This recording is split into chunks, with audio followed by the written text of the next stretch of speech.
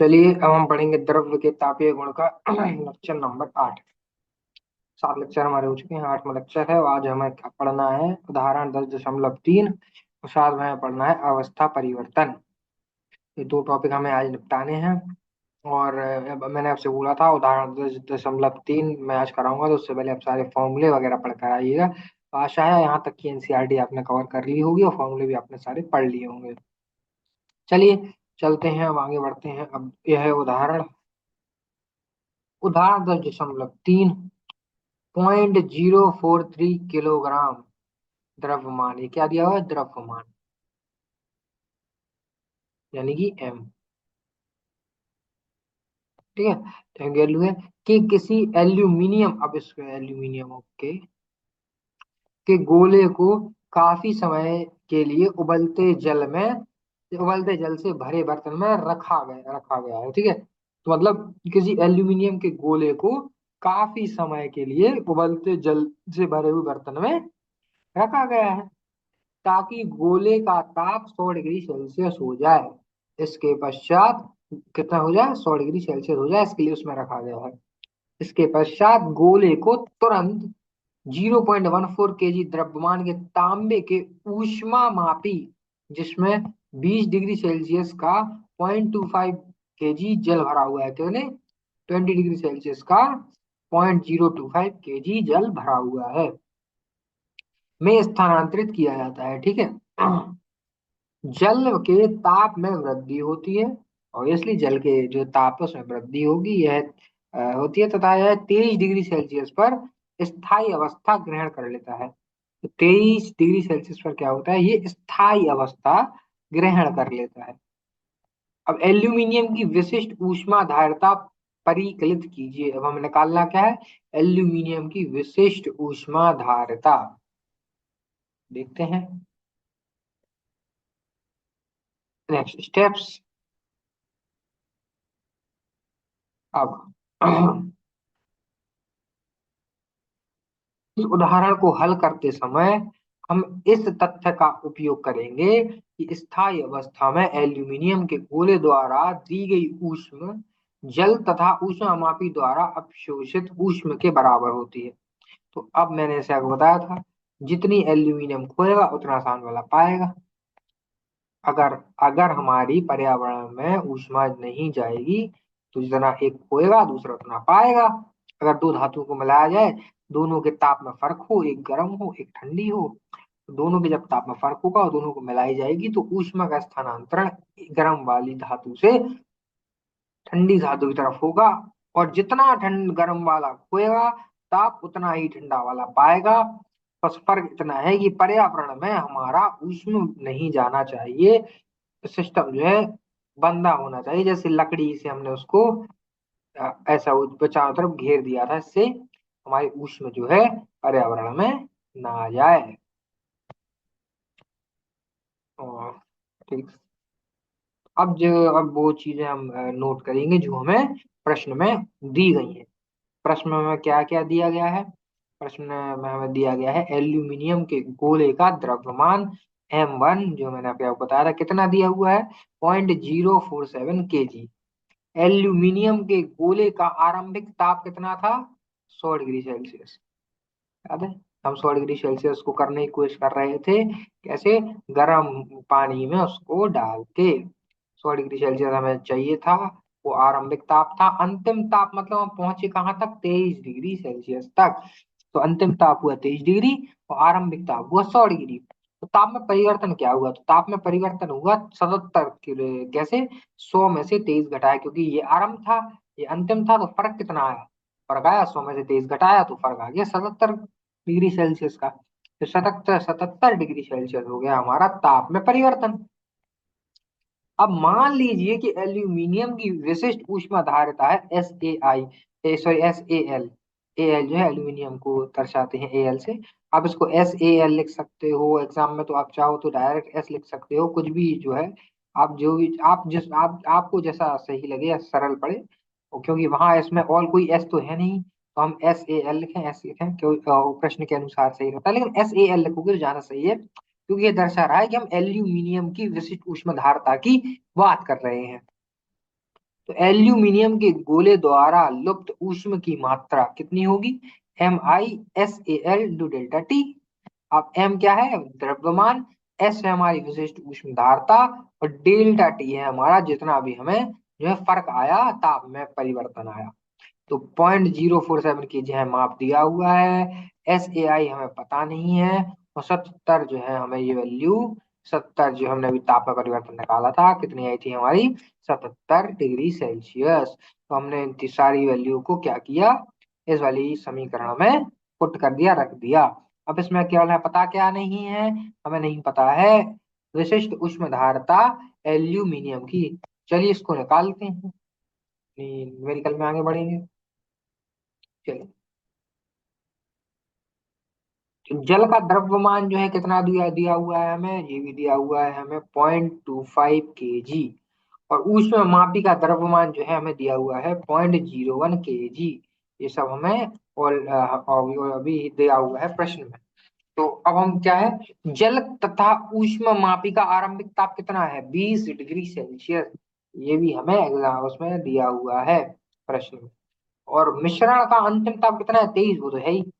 उसको वो क्या था?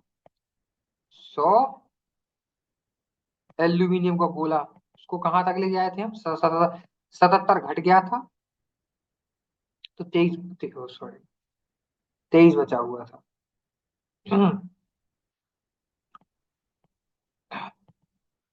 चलिए छोड़िए उसको। 23 बचा हुआ था, उसको हम 100 से 23 लेकर आ गए थे। तो यहाँ पर ये 20 से शुरू कर रहा है और 23 तक जा रहा है। तो कितने का फर्क आया? 20 से 30 बढ़ा। वो 100 से आया कहाँ तक? 23 तक। 77 घटा, और ये जो है हमारा आया 20 से 23 तक। वो 100 से 23, ये 20 से 23। तो इनमें फर्क आया 77, और इनमें फर्क आया 3। तो ये देखिए, ताप में परिवर्तन डेल्टा T2, उसको हमने डेल्टा T1 माना था, ये डेल्टा T2 हो गया। तो कितना आया? 23 में से 20 गया 3 डिग्री सेल्सियस।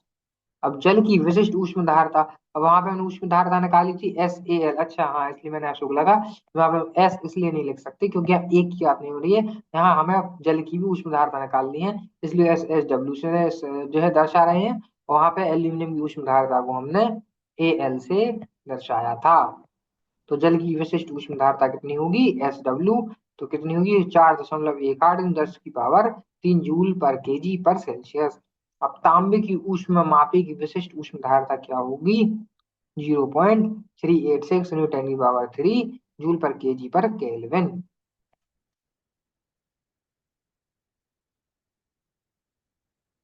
चलिए, अब जल तथा ऊष्म मापी द्वारा ऊष्मा लब्धि की मात्रा क्या होगी? M2SW और delta T2 plus M3SCU delta T2। तो इसमें क्या है, हम डेल्टा T2 है दोनों में सेम, तो हम इसको क्या करेंगे? बाहर निकाल लेंगे। तो ये डेल्टा T2 हमने उसको बाहर निकाल लिया, तो क्या बचा अंदर? M2SW M3CU। अभी सारी की सारी वैल्यू, M2 कितना दिया था? 0.25 kg। SW कितना है? 0.4, सॉरी 4.18 × 10⁻³ और M3 कितना दिया हुआ है हमें? पॉइंट, ये सब प्रश्न में दिया हुआ है। और SCU क्या है? 0.38 × 10⁻³ अब, और इसको हमें क्या करना है? गुणा करना है इसका डेल्टा T2 में। और डेल्टा T2 हमने अभी यहाँ निकाला था 23 माइनस 20, कितना आया था? 3। यहाँ डायरेक्ट हम 3 लिख सकते हैं, इसमें कोई दिक्कत नहीं थी। स्थायी अवस्था में एल्यूमिनियम के गोले द्वारा लुप्त ऊष्म क्या होगा? जल द्वारा ऊष्म लब्धि प्लस ऊष्मापी द्वारा ऊष्म लब्धि। मतलब जो भी स्थायी अवस्था में एल्यूमिनियम के द्वारा लुप्त ऊष्म होगी, वो या तो जल द्वारा ऊष्म लब्धि होगी प्लस ऊष्मापी द्वारा ऊष्म लब्धि, इन दोनों को मिलाएंगे तो जो जल जो ऊष्म लब्धि आएगी वो एल्यूमिनियम के गोले द्वारा लुप्त ऊष्म होगी।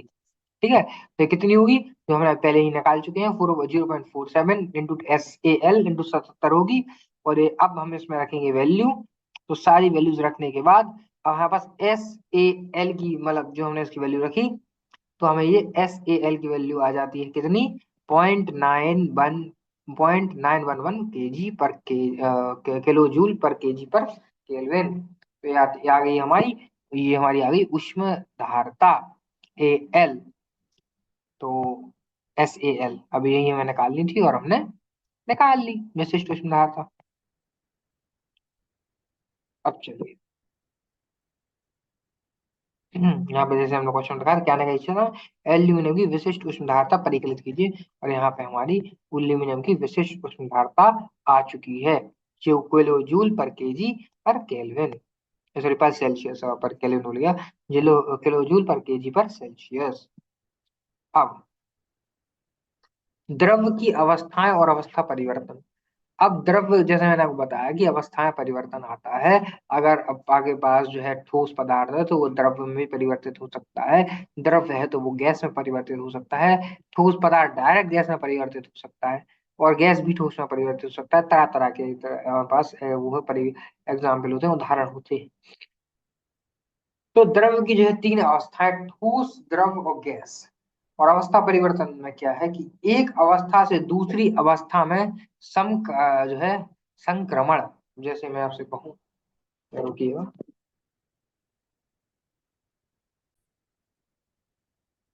अवस्था परिवर्तन में क्या है, एक अवस्था से दूसरी अवस्था में संक्रमण।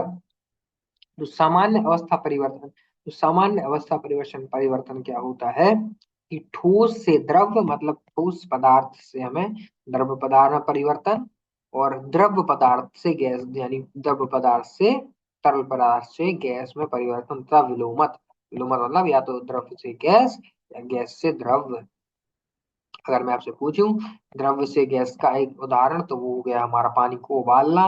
और गैस से द्रव अगर मैं आपसे पूछूं तो उसका भी एग्जाम्पल ऐसे ही होगा, पानी को उबालना। जब पानी उबलता है तो वो अगर हम उसके ऊपर, मतलब मान लो एक बर्तन में उबाल रहे हैं पानी, ऊपर अगर प्लेट रख देंगे तो गैस जाके वहां पर वापस से जो हमारी गैस उड़ उड़ के वहां पर वापस से पानी की बूंदें बनाने लगती है प्लेट पर। अगर हम प्लेट से ढक देंगे अपनी कढ़ाई को, कढ़ाई में पानी को उबालेंगे, कढ़ाई में नहीं मतलब बर्तन में, बर्तन में पानी को उबालेंगे, वो बर्तन के ऊपर प्लेट रख देंगे तो प्लेट पर बूंदें आने लगती हैं हल्के हल्के पानी की। तो हम ऐसे जो है गैस से द्रव और द्रव से गैस में परिवर्तन करते हैं। इसलिए यहाँ पे जो शब्द यूज किया गया है वो है विलोमत, क्योंकि हम दोनों से आर पार। तो यह सामान्य अवस्था परिवर्तन। अब ऊष्म परिवर्तन और सॉरी अवस्था परिवर्तन और ऊष्म। अवस्था परिवर्तन की शर्त क्या होती है कि पदार्थ और परिवेश के बीच ऊष्म का विनिमय होना चाहिए।